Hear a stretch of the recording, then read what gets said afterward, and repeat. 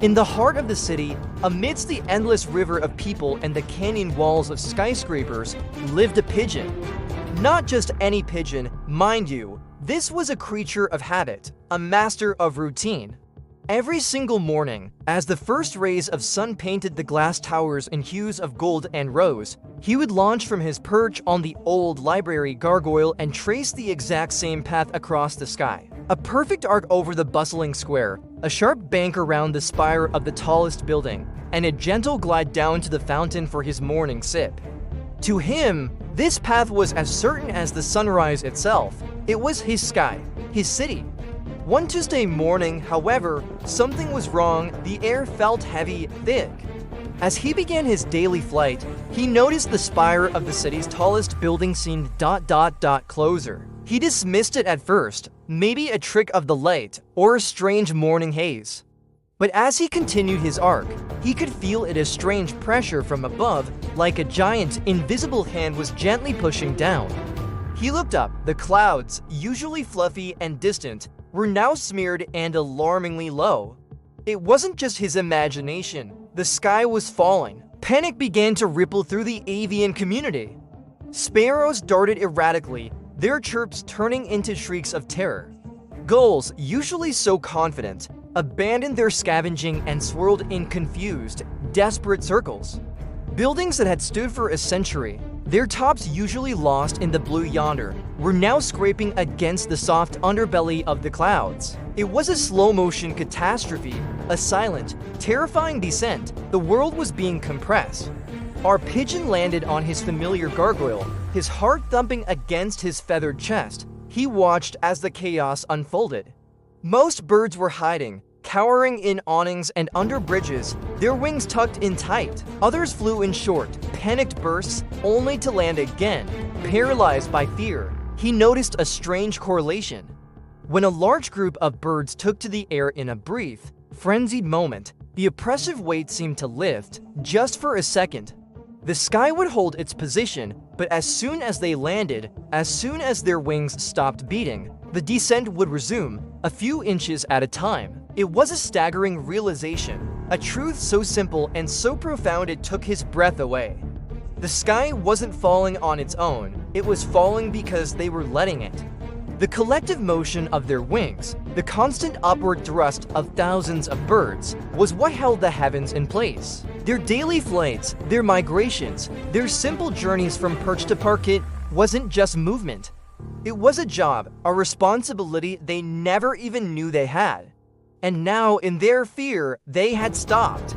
They had stopped working. He knew what he had to do.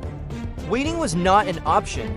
Hiding was a death sentence. He launched himself from the gargoyle, not with his usual, calm grace, but with a powerful, desperate surge. He flew not along his comfortable path, but straight into the heart of the chaos. He swooped low over the awnings where the sparrows hid, his wings beating a powerful, rhythmic tattoo against the heavy air. He circled the bridges, calling out in a coo that was no longer gentle, but a sharp, urgent command. At first, no one responded, they just stared, their beady eyes wide with fear. Why was this one pigeon flying when the sky was about to crush them all? He didn't give up.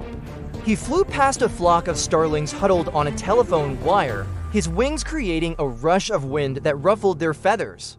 He demonstrated, he showed them, with every beat of his wings, he was pushing back, fighting the immense weight above. He was a single, tiny engine against an impossible force, but he was not stopping. Then one small sparrow, perhaps emboldened by his relentless display or simply tired of hiding, tentatively launched into the air.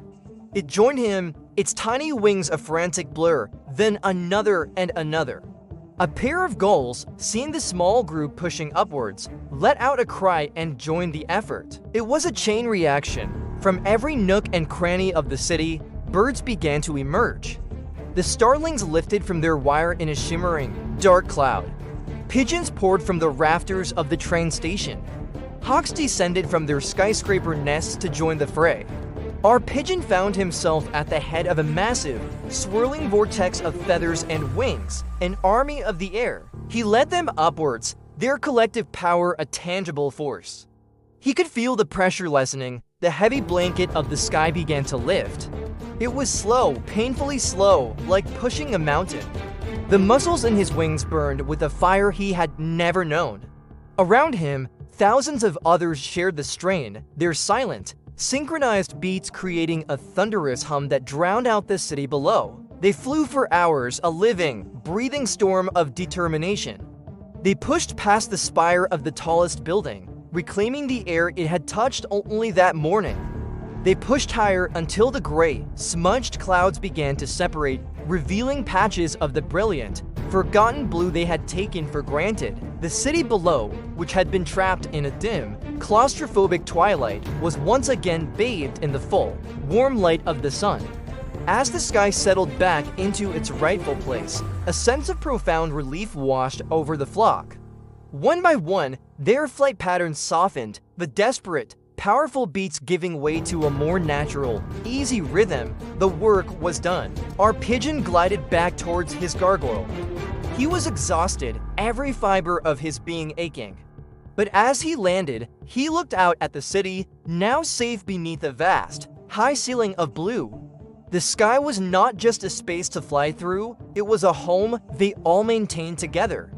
From that day on, his morning flight was different. It was no longer just a routine. It was a ritual, a promise, a reminder of the day a simple street pigeon taught everyone that sometimes, to keep your world from falling apart, all you have to do is keep flying. And more importantly, to inspire others to fly with you. Thanks for watching. If you enjoyed this story, don't forget to like, share, and subscribe for more content. See you next time.